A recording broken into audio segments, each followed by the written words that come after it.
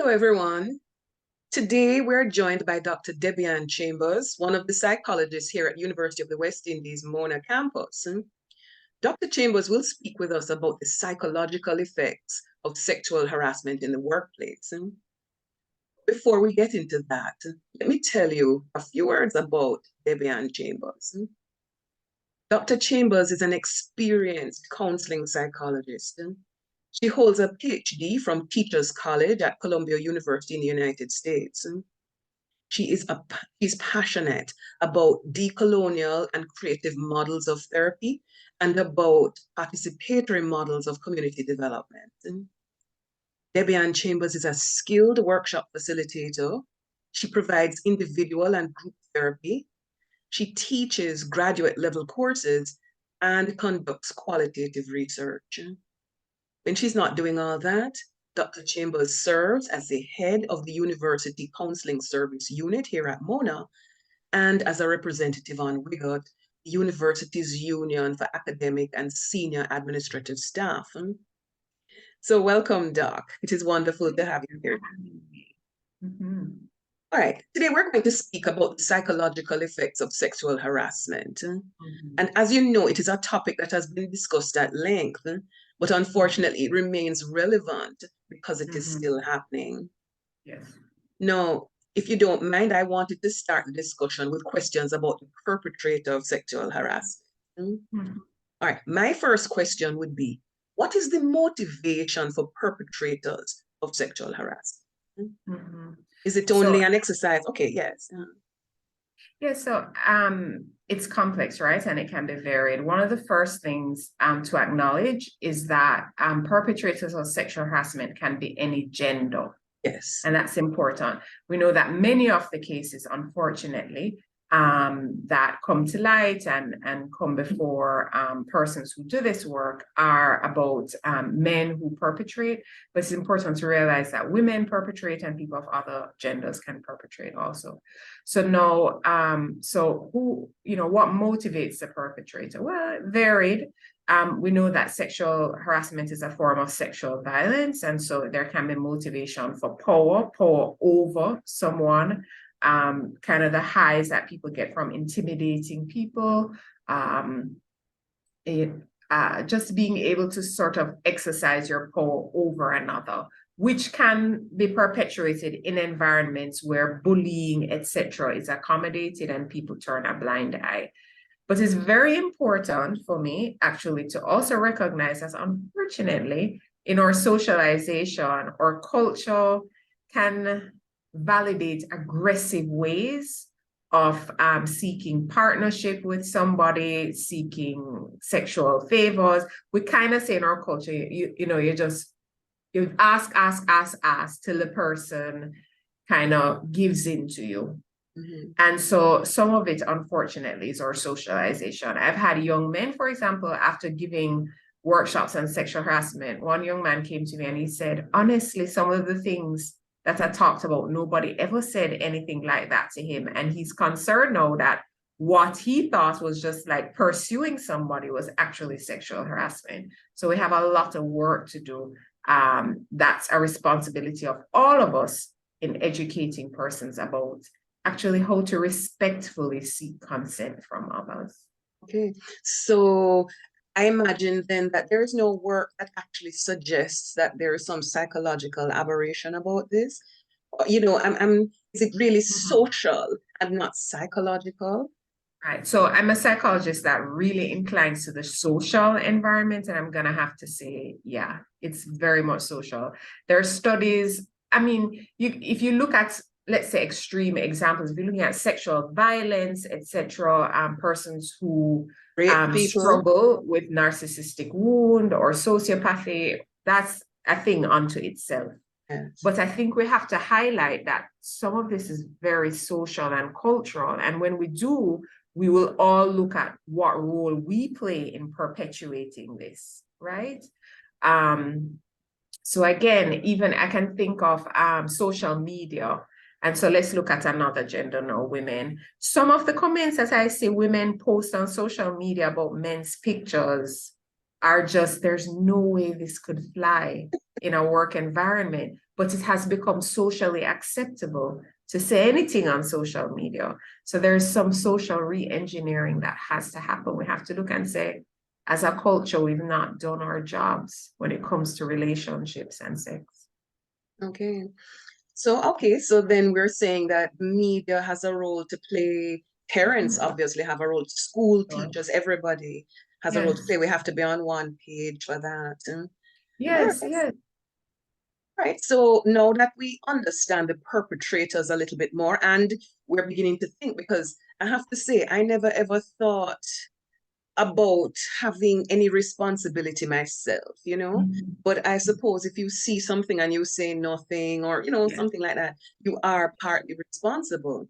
yes. So people are victimized by us even unintentionally.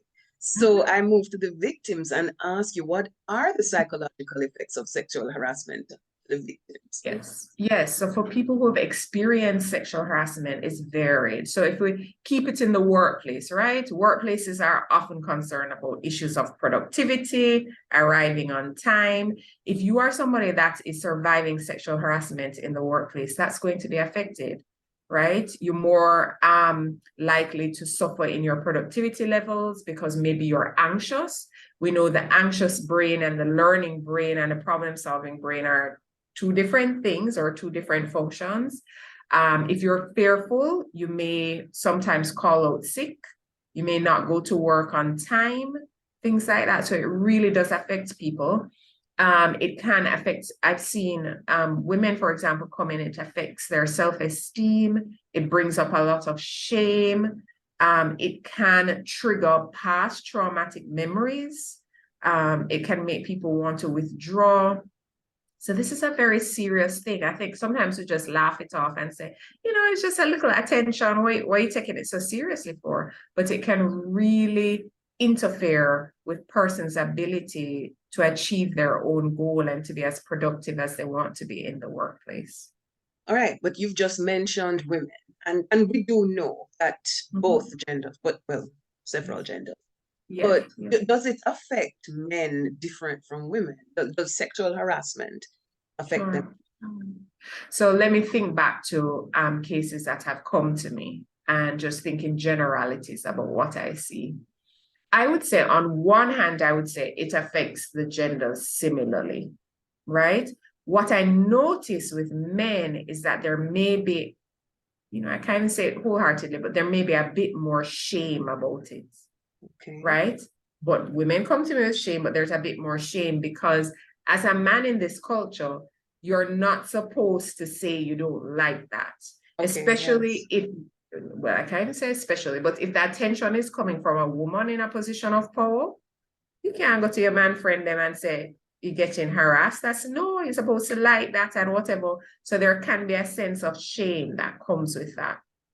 No, if it is the harassment is coming from another man Oh, in our wow. society. I've worked with young men who have been harassed by older men in position of power, and there's a lot of fear about, well, what made him think that I was somebody you could approach like that? So it really plays a number, again, especially if the person is in a position of power. And so although in society we say, oh, me, I go do this, me, I cost me, I do this. In reality, if you're trying to keep your job or if you're trying to stay in school, no. So it can induce a lot of panic in men. I've seen that. Wow, that is quite sad. But then hopefully at some point it stops. But are there any lingering issues? Mhm.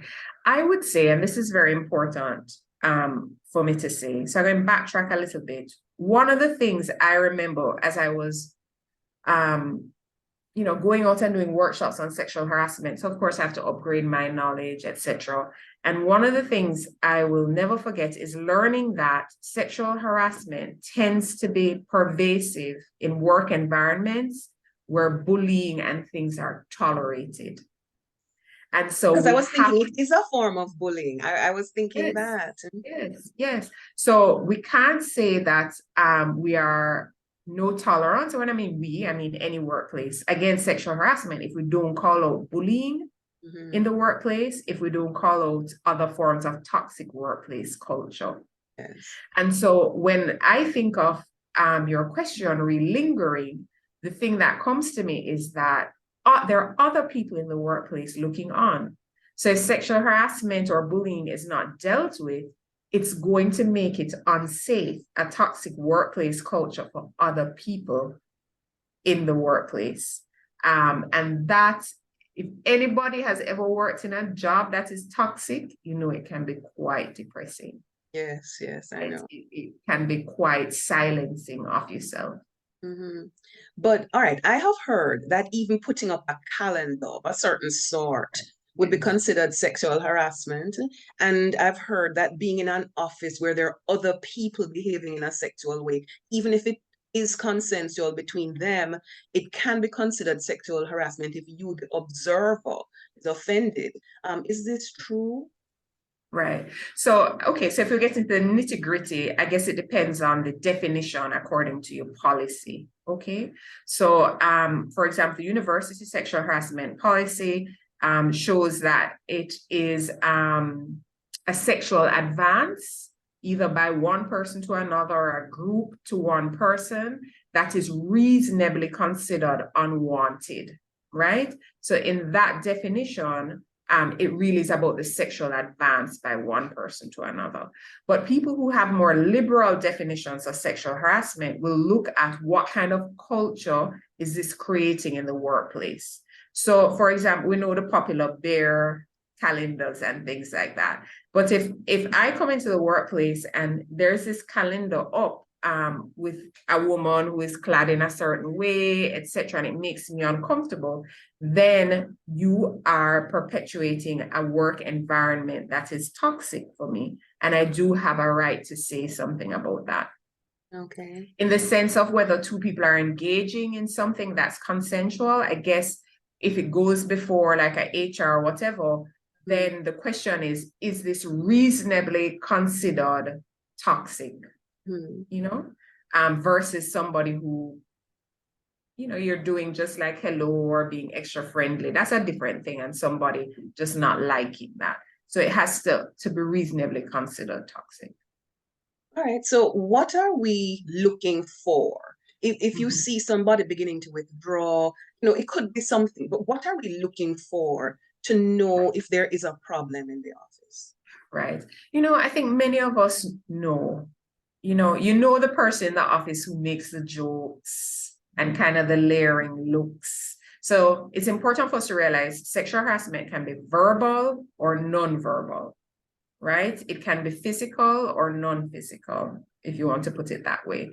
So if you know somebody in the office that kind of give the layering looks, etc., that's happening. What is being done about that to address that?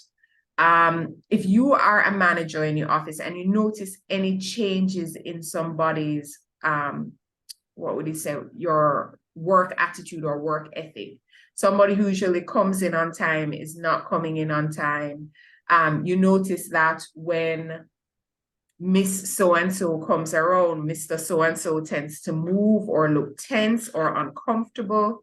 If you notice that as you're walking in the hallway, Miss So-and-so is talking to Miss So-and-so, but Miss So-and-so is holding her body, just looking generally uncomfortable. It's okay to call that person aside and say, I've noticed a difference. Are you okay? It may be sexual harassment, it may be something else, but it's important to ask those questions.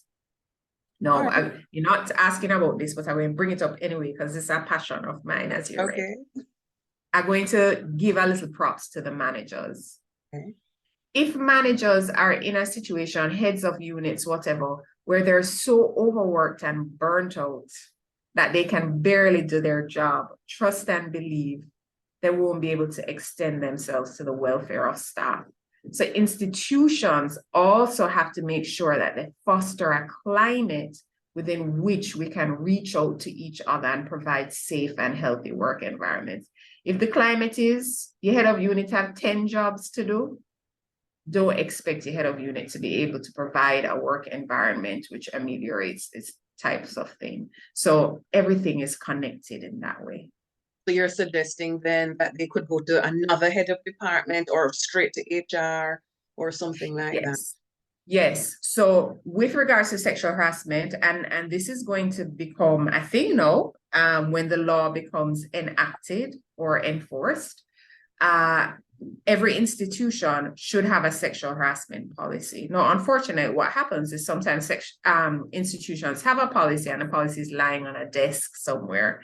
So it's important that awareness, just as you're doing now, is spread about sexual harassment to give the policy teeth, that everybody who comes into an organization knows this is the policy and the organization or institution demands that you abide by this policy. So within the policy, you should have a procedure of how to make complaints, or who you go to just ask, is this sexual harassment? What is going on? And that employees are given the freedom to express that without negative repercussion, right? Or retaliation.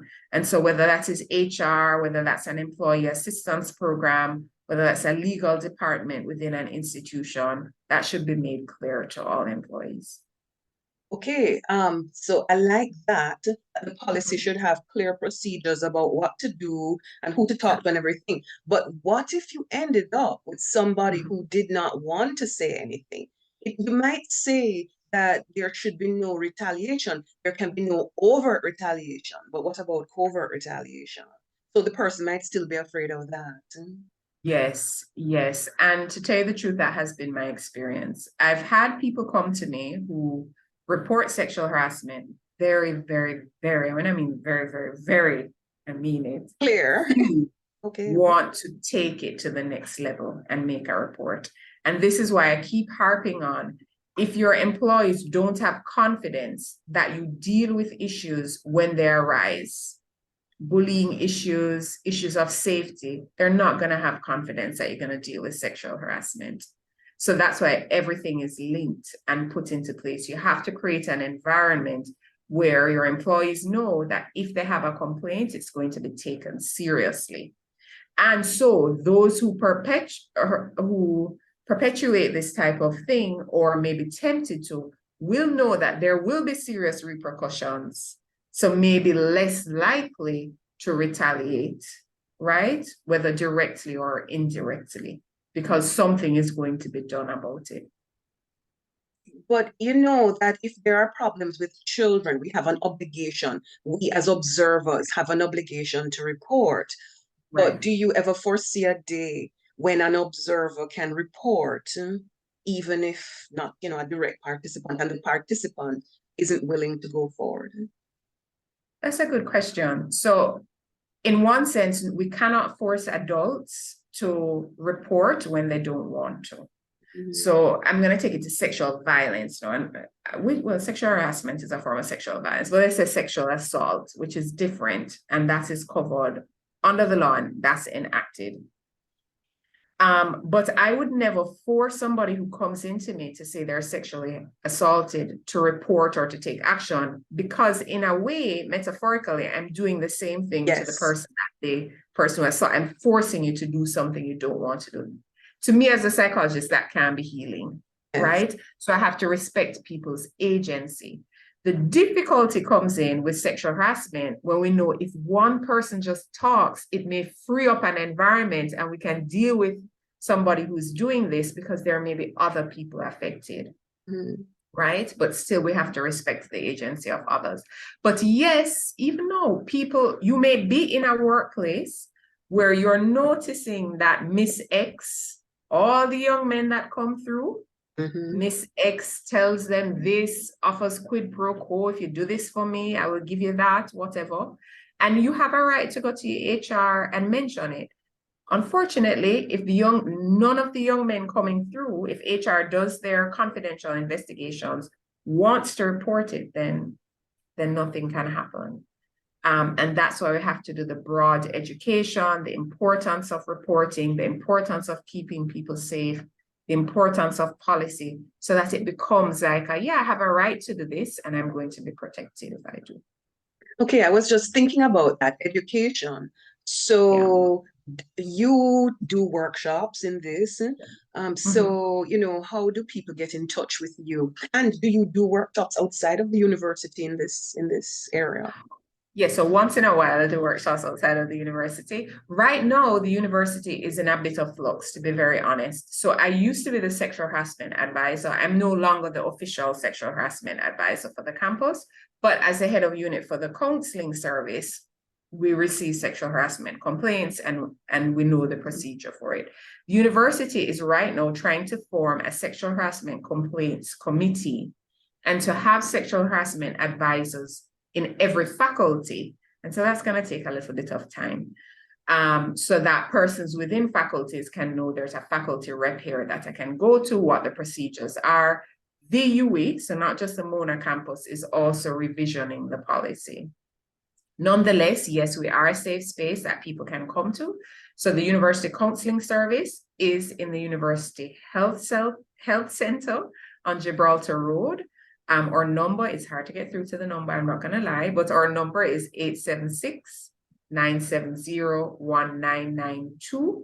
But the easiest thing to do is just walk into the health center. We are in the middle of the quadrangle, glass doors. You just walk to the back, open the door and ask to see somebody. You don't even have to say out loud. You'll get a form to fill out and you can write on the form what the issue is.